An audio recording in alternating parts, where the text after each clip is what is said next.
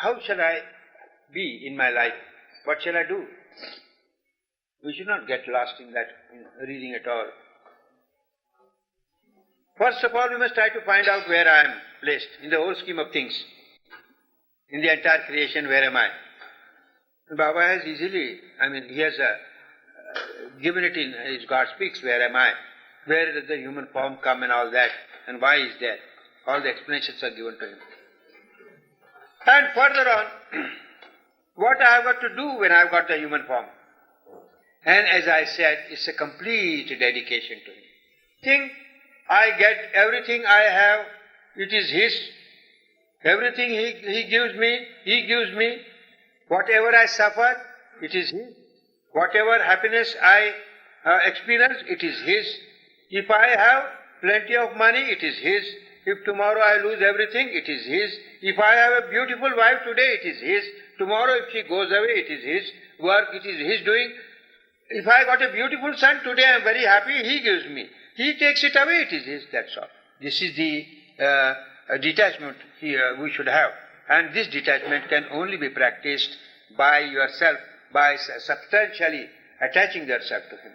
So the rest of the attachments all fall through, and they do not have sway over you at all.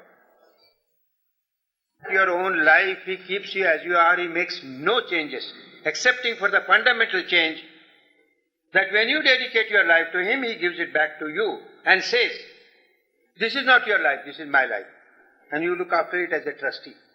So you can't afford to displease him. You have the responsibility of a trustee with you. You can't just do anything you like in the world. You have to keep him pleased all the time. Your free will is there, your sense of discrimination is there, your mind is there, your thoughts are there. Everything as it is completely given back to you. He doesn't make any changes at all. Yes. If we have focus with these little decisions, is that bothering him too much? No. It will not bother him. You can ask. It will not bother him at all. Anything you can ask, but ask as a child.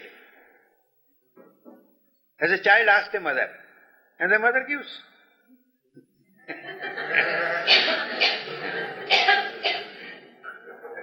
All the things, at least my experience has taught me, all things pertaining to spirituality and carrying out of Baba's instructions and orders are most difficult and most easy. If carried out through our sense of love, through our sense of loyalty to him, service and obedience, they become very, very easy. Otherwise they become most difficult. And wherever the difficulty arises, it really puts all our love, all our obedience to a test.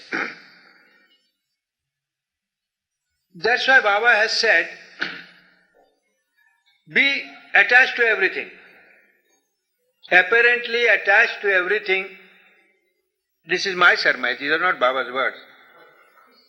Apparently attached to everything and substantially detached to everything. Or, the more positive way is apparently attached to everything and substantially attached to Meher Baba. There are two ways. That supposing we have to cleanse our mind, it is like a bathroom.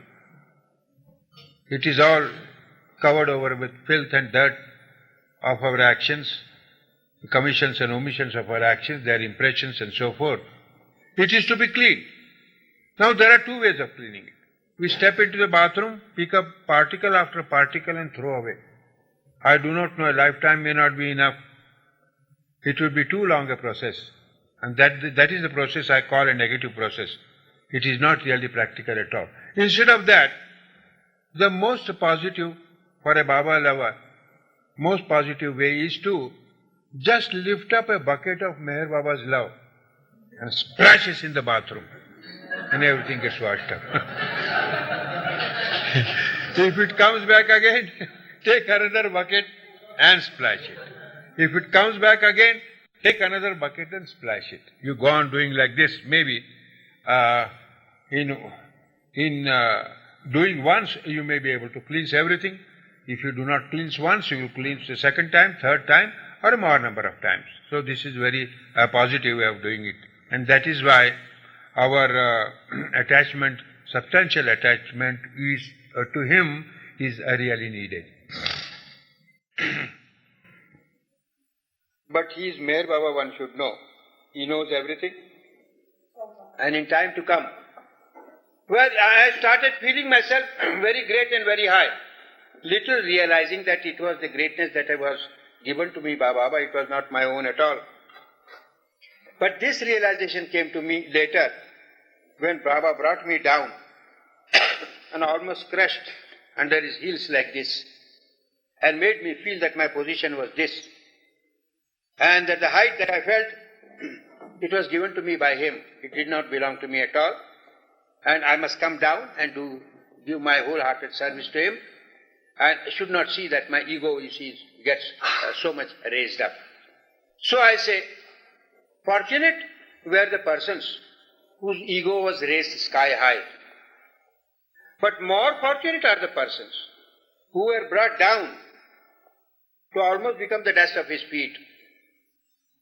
And those, probably they were not destined for that, or Baba had other more important work, he had no time, that those persons who were raised high and were not brought down are just hanging there, dangling there all the time. They think that they are very great. So ego is such a thing that a man tries to curb it. Once a man tried to overcome his ego. He did to a certain extent. He underwent many self-effacing acts in his life. And then what happened? Tarke khudi se maile pindar ho gaye, azad hote hote giraftar ho gaye. He tried to go in for self-effacement. He succeeded. But then he got into another arrogance, another pride, that I am the man who have renounced my ego. So the very thing he wanted to do it, he did it to a certain extent, he succeeded. And on the other hand, he developed another ego, which was bigger than the first. So better he would have never tried it, and had never gotten this a bigger ego for himself. So this ego business is at the bottom of everything. And the most mischievous thing, and the thing that really deceives us. And if you really ask me, it is not possible for any human attempt to get over it completely. It is only by the grace and the blessings of the Master that you can get over it.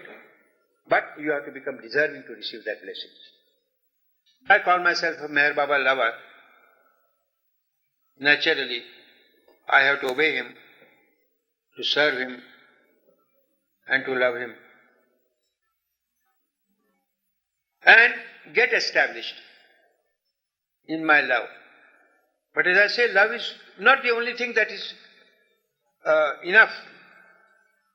I have to have a conviction. Once I asked Baba a question, what is the meaning of conviction? Somebody had asked a question to Baba, and I was present there as an interpreter. He asked a question, what do you mean by conviction, Baba? So Baba said, conviction is a thing wherein anything that is felt by the heart is backed up by the mind, and anything that the mind thinks is backed up by the heart. Of course, those things that pertain to our duties of life, our responsibilities.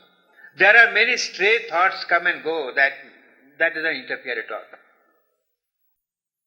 10th of July, of course, we always observe, and Baba wished it and wanted it. Certain persons who came there, that was Baba's responsibility. I do admit that as an alternative, he asked them to fast when they asked for it. But I am sure Baba didn't want it. But he was the master, he is the Lord, he can do and undo things. He can say one thing and get another thing done by him. But after he left his body, he has not left instructions that on every 10th of July you must observe silence. But I shall ask you a question. What do we do for Meher Baba? We accept him as the Lord of the universe, as the avatar of the age. Just repeat these words and there it is. And in 1 year once, can you not observe silence for 24? It gives us its remembrance all day long. It makes us possible to withdraw all our thoughts may go on, but because the activity is not there and we are not able to express our thoughts, it gives us a rest and we feel yourself so much composed, and the whole day passes off in the thought of Meher Baba. Shall we not do this once a year? Razor in the hand of a wise man or a sensible man is used for shaving, but a razor in the hand of a monkey, who can guarantee that? I do not know.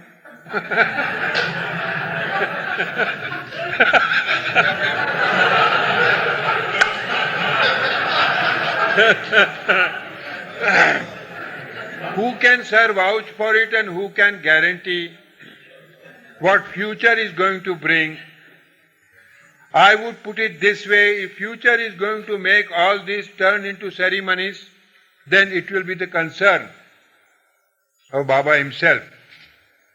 And if it goes on like this for a few hundred years, and if things go on solidifying themselves into ceremonies, Baba will come back again after 700 years.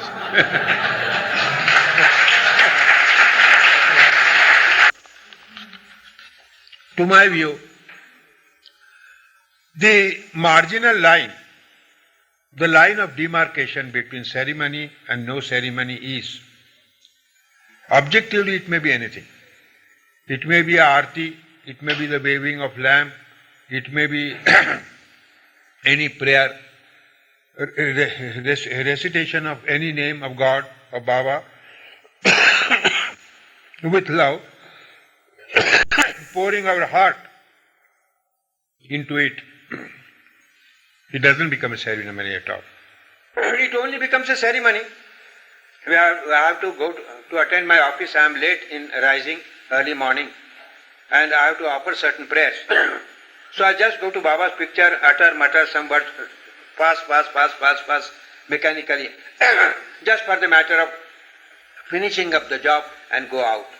That becomes a ceremony. It should not be so. So the dividing line between ceremony and no ceremony is really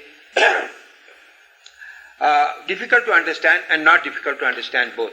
So anything that you recite or perform or act upon or do with your love in it is not a ceremony. If it is mechanically done with no interest in it for the time being, it becomes a ceremony. The fact remains that the act of throwing a stick into the fire symbolizes the act which should follow necessarily. It is not only the act of throwing the stick in it at all. It is to be followed by the man who has to do a certain thing. And one at a time, Baba has given the opportunity. Supposing I may have 10 weaknesses, so I am not able to overcome them all. Every year I can just take a stick and symbolize it and give up. But if I do not give it up and only go and stand there near the dhuni and throw the stick in it, nothing is going to happen. As my experience goes, he was always very loving indeed.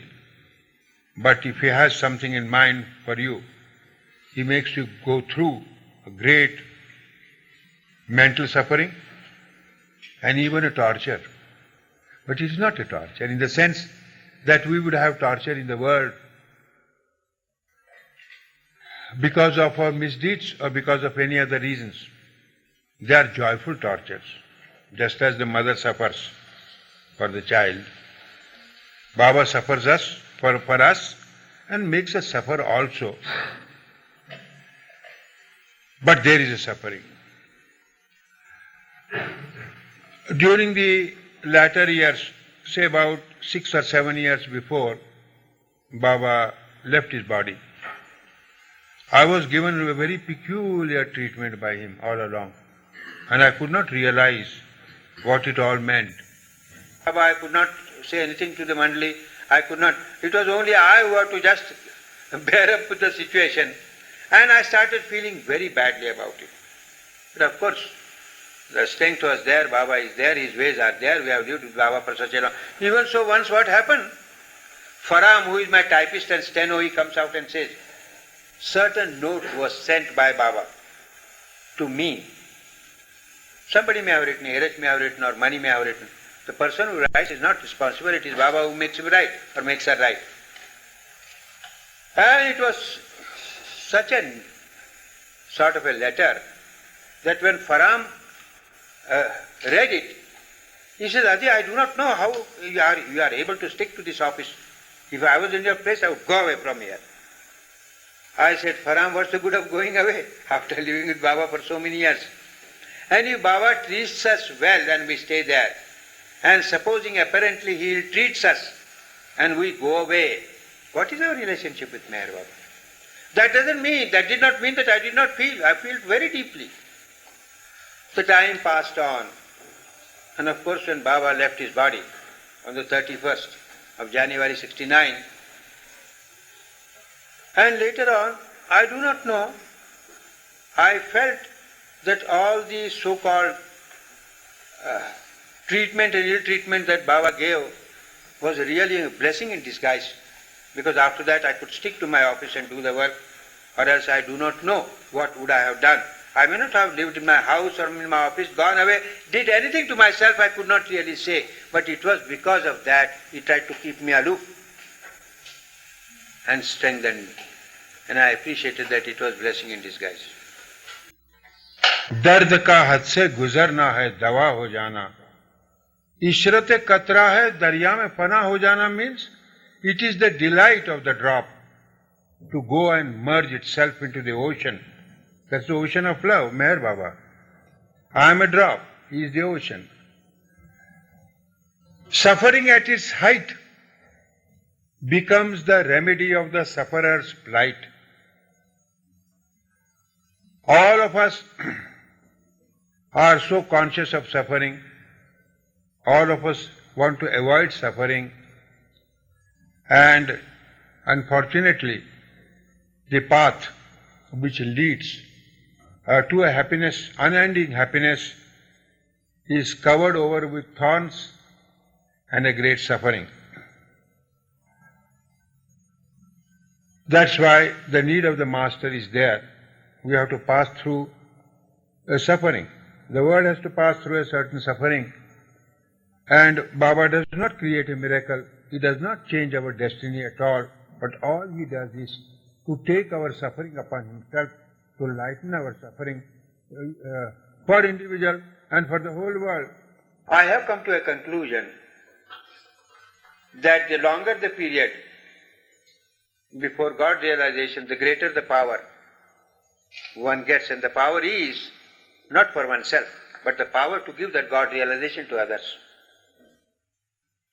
And our relationship with Baba is not of one life at all. It is not like our relationship with a saint or even with a perfect master, because the perfect master, when he drops his body, he is not connected with illusion at all. Here is the one, the avatar, all along. What if I do not get realization in this way? He is going to come back again, or maybe in some other birth, it is definitely there. But what's the good of giving you God realization which will be only helpful to you and for your bliss, for your power, for your knowledge? Can you part with it? Can you give to somebody? And to give it to somebody means a great suffering. To acquire such samskaras or prarabdha or yoga samskaras by which you are able to part that to somebody else. And however long it may take, Baba doesn't mind. Because one who really loves Baba and one who really obeys him, I think his name is already registered. He has not to worry at all. The only question is when he puts the switch on and the light comes. What we try to do is, there are people who come and within a short contact with Baba they expect that the lamp should get lighted. This lamp is lighted when I press the button on because of what? Because of the powerhouse that is there at the back. Because the line is laid, the poles are laid, the entire preparation is made, and then at the fag end of it, when the lamp is there and the switch is there, the switch is put on, in a flash you get the lamp. But you get the light. Others, what do they expect? They don't bother about the things that are there by way of preparation at all. The powerhouse, the line, the poles, and all the arrangement, they do not bother about it at all. What they say, they take a small wire, fix it up in the house, and a lamp there and a switch, and go on pressing all their light, and there is no lamp at all, and there is no light. So we have to understand things, taking this at the background, as to who Avatar is and what does he do, and how things would be really guaranteed for us, provided there is but, big but, and a sign of interrogation on the top of the but is that we have to really sincerely, honestly. Mistakes do not matter. If I inadvertently commit any mistakes, Baba is too generous to pardon me. But there should not be an iota of dishonesty in me. That is most difficult. If one can be honest 100%, life with Meher Baba is 100.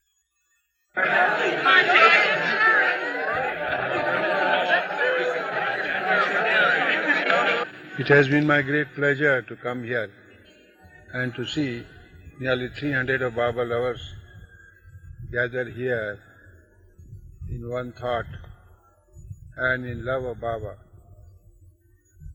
spending very happy 3 days in the sunshine.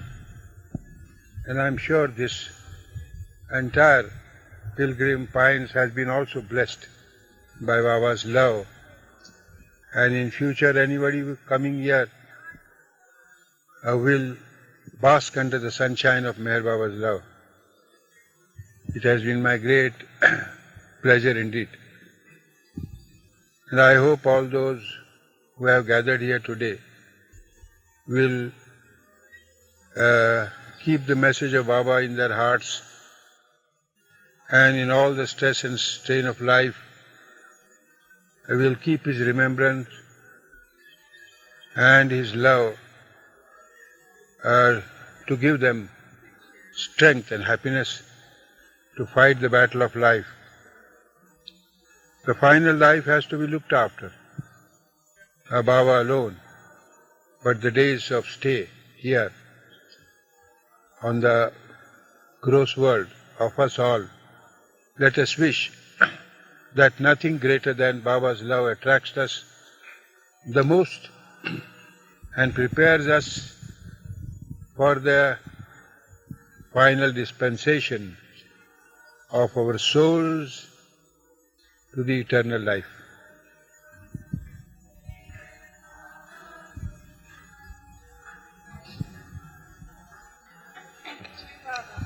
Jai Baba.